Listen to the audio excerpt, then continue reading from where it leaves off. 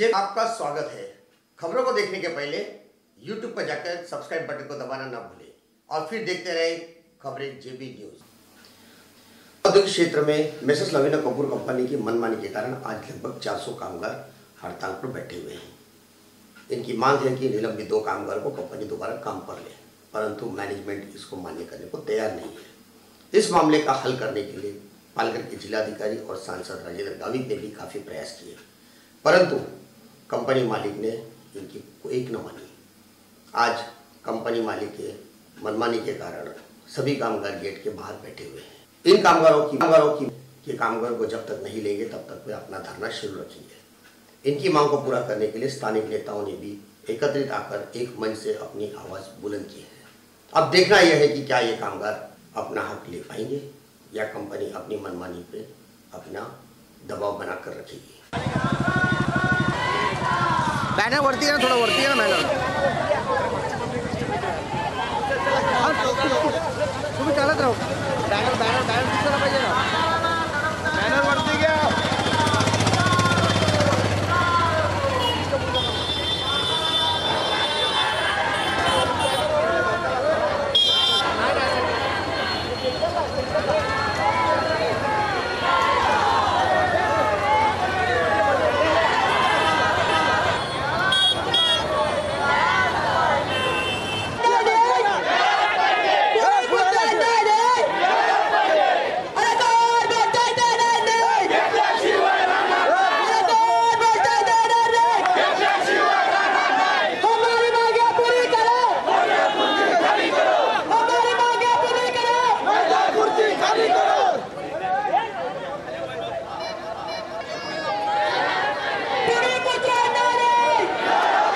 नाही, आपल्याला सर्वांना माहितीच आहे की गेल्या 27 दिवसांपासून लवीना कपूर कंपनीला कामगारांवर जो अन्याय होतो याकरता ती लोक संघर्ष करतात आणि या संघर्षामध्ये आज आम्ही सर्व पक्षांची सोबत आहोत आणि आज हजारोच्या संख्येने या लवीना कपूरच्या विरोधामध्ये आता मी मोर्चा काढलेला आहे। सन्माननीय जिल्हाधिकाऱ्यांनी शुक्रवारी अथवा शनिवारी बैठकीचं आयोजन केलेलं आहे। या बैठकीतून जर या कामगारांना न्याय मिळाला नाही तर या स्थानिक भूमिपुत्रांकरता आम्ही सर्व पक्ष मिळून रस्त्यावर आल्याशिवाय राहणार नाही आणि त्यानंतरची जी परिस्थिती उद्भवेल ही या तारापर औद्योगिक वसाहतीकरता खूप कठीण असेल आणि याचे हालाताला परिणाम ह्या कंपनीला भोगावे लागतील हे मी सांगू शकतो। आज जो 27 दिवस झाले संप चालू आहे हा खरं म्हणजे कामगार आहेत ना शोषिक आहेत हे त्याचं उदाहरण आहे। मालक हा अत्याचारी आहे हे त्याच्यावरून सिद्ध होते, कारण आतापर्यंत जे सगळे कामगार आहेत, ज्या महिला कामगार आहेत ते सगळ्या गरीब घराण्यातले आहेत, इकडच्या मच्छीमार एरियातले आहेत ते ज्यांचं पोट त्या पगारावर अवलंबून आहेत, म्हणून जे मिळतं ते घेऊन आतापर्यंत ते चूप होते। परंतु विजय कांबळे साहेबांसारखं एक मोठं नेतृत्व त्यांच्या पाठीमागे आता उभं राहिलेलं आहे आणि मला असं वाटतं की याच्यातून नक्कीच कामगारांना न्याय मिळेल आणि जर न्याय मिळू शकला नाही तर ठामपणे मी सांगतो की सर्व पक्षीय लोक रस्त्यावर उतरतील नाही, ह्याची जबाबदारी प्रशासनाची असेल, कारण हा प्रशासनाने याच्यामध्ये तोडगा काढायचा आहे। युनियन लीडर जरी असला तरी ही गोष्ट प्रशासनाच्या अंडर असल्यामुळे त्यांनी तोडगा काढायचा आणि त्यांनी कायदा सुव्यवस्था त्यांनी राखायची आहे। जर ह्या ठिकाणी असाच उद्रेक झाला तर MIDCची शांतता भंग झाल्याशिवाय राहणार नाही आणि प्रत्येक ठिकाणी मग अशी आंदोलनं तुम्हाला बघायला मिळतील आणि त्या दृष्टीने ही MIDC जी अगोदरच सरकारच्या नाकर्तेपणामुळे अस्थिर झालेली आहे ती अस्थिर अजून होण्याची शक्यता आहे। तरी प्रशासनाने याची गंभीर दखल घ्यावी आणि ह्याच्यात लवकरात लवकर मार्ग काढून या कामगारांना न्याय द्यावा अशी मी त्यांना विनंती करतो आणि आमचा पक्ष राष्ट्रवादी काँग्रेस पक्षातर्फे तर आम्ही नक्कीच त्यांना पाठिंबा देत आहोत त्यांच्या प्रत्येक गोष्टीमध्ये। परंतु विजय कांबळे साहेब आहेत, अतिशय अनुभवी नेतृत्व आहे आणि ते भाजपाचे नेते असल्यामुळे भाजपाच्या लोकांना कशा पद्धतीने ह्या गोष्टीमध्ये भाग पाडून कामगारांना न्याय द्यायचा ते त्यांना चांगलं माहीत आहे। त्यामुळे मी त्यांच्याकडून ही अपेक्षा करतो आणि आम्हा सर्व पक्षीय लोकांना आंदोलन करायची वेळ येणार नाही एवढी मी त्यांच्याकडून अपेक्षा करतो। जय हिंद जय महाराष्ट्र। विषयाला घेऊन आपण कामगार मंत्रीला भेटले होते काय? कामगार मंत्री बघा, मला जास्त बोलायला लावू नका, मी बेधडक बोलणारा माणूस आहे, तर मी त्यांच्याकडे पत्र संप सुरू झाल्यानंतर दुसऱ्या दिवशी मी त्यांना पत्रव्यवहार केला, परंतु दुर्दैवानं ते त्यांच्या मतदारसंघामध्ये अडकले होते, बरीचशी काही कामं तिकडे अडकली होती, त्याच्यामुळे ते आम्हाला वेळ देऊ शकले। त्यांनी निरोप पाठवला की मी लवकरात लवकर हा नवीन कापूसच्या बाबतीमध्ये तुम्हाला वेळ देऊ असे त्यांनी प्रांजळपणे मला सांगितलेले. आमच्या भाजपचे नेते मंडळी त्यांच्या मागे आहेत, परंतु वेळ गेल्यानंतर वेळ देऊन काय उपयोगाची नाही.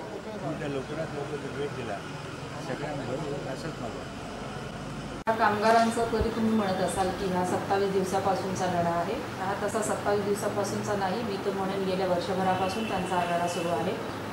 2017 डिसेंबरमध्ये त्यांचं एक सार्वजनिक मागण्यांबाबतचा करार आमच्या कार्यालयात झाला आणि तो करार करताना आमच्या अधिकाऱ्यांनी खूप मेहनत घेऊन आणि उभय पक्षांना एकत्र आणून तो करार केला. आणि मी तर म्हणेन खरं तर तेव्हापासूनच हा त्यांचा लढा त्या करारापासूनच सुरू झालेला आहे. कारण त्यानंतरच त्यांनी